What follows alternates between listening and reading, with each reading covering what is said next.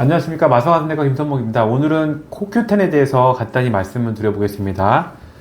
자, 설명드리면 코큐텐이 뭐냐면 우리가 에너지 소모를 할 때 쓰이는 우리가 요건 좀 전문적일 수 있는데 에너지를 쓸 때 맨 마지막에 결국에 에너지라는 ATP라는 것이 있는데 그걸 만드는 기관이 미토콘드리아인데 그 미토콘드리아에서 안전하게 에너지 전달할 수 있게 해주는 게 코큐텐이거든요. 그래서 에너지 소모가 큰 곳일수록 예를 들면 심장 근육 같은 경우에는 코큐텐이 되게 필요하겠죠. 그리고 골격근, 우리 팔, 다리 이런데 이런 것도 에너지가 많이 필요하고요. 그 다음에 간하고 신장에도 많이 필요한데 이렇게 높은 에너지의 소모가 필요한 곳에는 코큐텐이 상당히 많이 필요합니다. 그래서 심장과 골격근 이렇게 많다고 알고 계시면 되고요. 그래서 요 기전을 좀 설명드리면 그림이 조금 마음에 들진 않지만 우리가 전자전달기라는 것이 있는데 우리가 이제 식사를 해서 먹으면 단백질이든 탄수화물이든 지방이든 이것이 다 아세틸코일이라는 것을 공통으로 바뀌거든요. 그럼 이게 아세틸코일이 결국에는 에너지로 바뀌는데 이 에너지를 갈 때 맨 마지막에는 미토콘드리아에서 에너지로 바뀌거든요.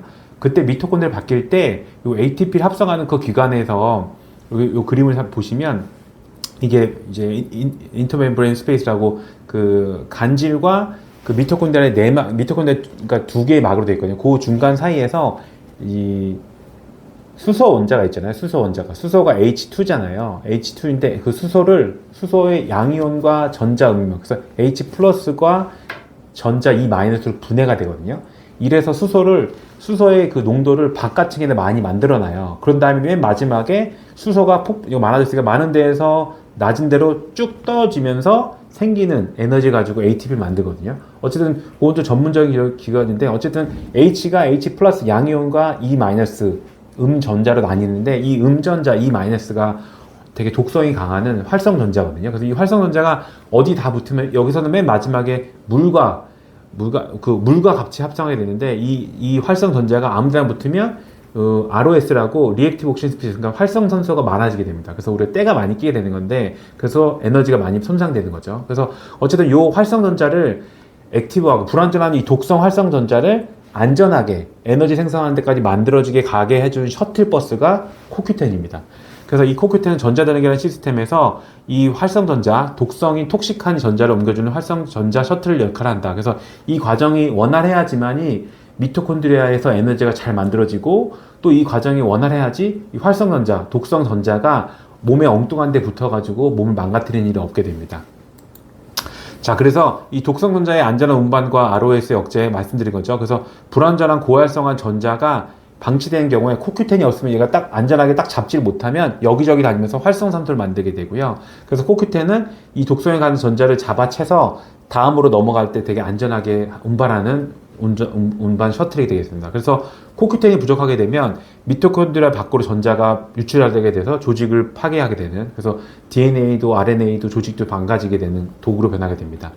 자, 그러면 고지혈증 약하고 코큐텐이 필연적인 관계를 설명드리면 우리가 고지혈약은 되게 중요한 약이라서 누차 말씀드렸듯이 뇌졸중, 신경衰弱이걸 줄일 때 꼭 먹어야 되는 약인데 그 전에 강의했듯이 요건 링크 달아주는데 이거만 보는 게 아니라 아포비도 본다고 말씀드렸죠. LDL만 보는 게 아니라 아포비도 보고 TG하고 레이셔도 보는데 어쨌든 요 고지혈약을 먹게 되면 아세토아세틸코에라는 것이 메발로네이트로 바뀌고 이 스텝 2에서 메발로네이트가 콜레스테롤과 코엔자임을 바뀌거든요. 저 환자한테 뭐라 설명드리냐면 벼가 쌀이 되고 쌀이 양조장을 가서 콜레스테롤 만들 수도 있고 쌀이 밥을 지을 수도 있잖아요. 그럼 콜레스테롤 약은 이 쌀을 양조장에서 막걸리로 만드는 이 과정을 막으면 좋은데 안타깝게도 고지혈약은 요 단계 막는 게 아니라 벼가 쌀로 되는 요 벼농사를 망가뜨리거든요.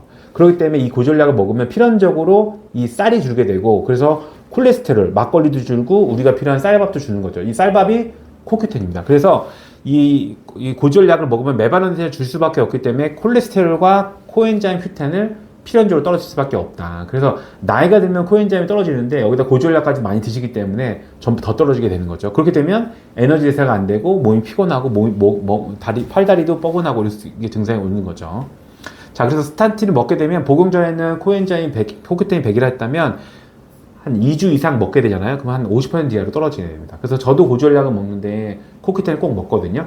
그래서 또 이 중에서 예민한 분들 같은 경우에는 아까 말씀드린 코큐텐이 제일 많은 게 심장하고 그 골격근이라고 했잖아요. 골격근에 데미지가 오면서 간 수치가 올라가거나 골격근 수치, CK 수치가 올라가지 않음에도 한 10에서 10% 정도 예민한 분들 같은 경우는 뭐가 좀 아침이라도 팔다리가 좀 뻐근해요 라고 호소를 하시거든요. 요럴 때 코큐텐을 먹으시면 훨씬 더 도움이 되는 거죠. 그래서 다리가 무겁고 근육이 아픈 이유가 이 코큐텐이 고갈되는 가능성이 있다라는 거. 그래서 코큐텐이 떨어지면 에너지를 못 만든다 말씀드렸죠. 그리고 산화 스트레스, 활성 전자가 여기저기 붙기 때문에 산화 스트레스가 많아지게 됩니다. 그래서 무력감, 뻐근함, 좀 쥐가람 이런 것들이 생길 수가 있는 거죠. 그래서 이때 코큐텐을 보정하면 근육통 완화에 실질적으로 도움을 줄 수 있기 때문에 제가 나이 드신 분들, 특히 고지혈약 먹는 분들은 코큐텐을 먹자고 하는 거죠. 그래서 스타틴 복용하는 약, 고지혈약 먹는 분들은 1회에 100mg 이상 필수 권장하고요.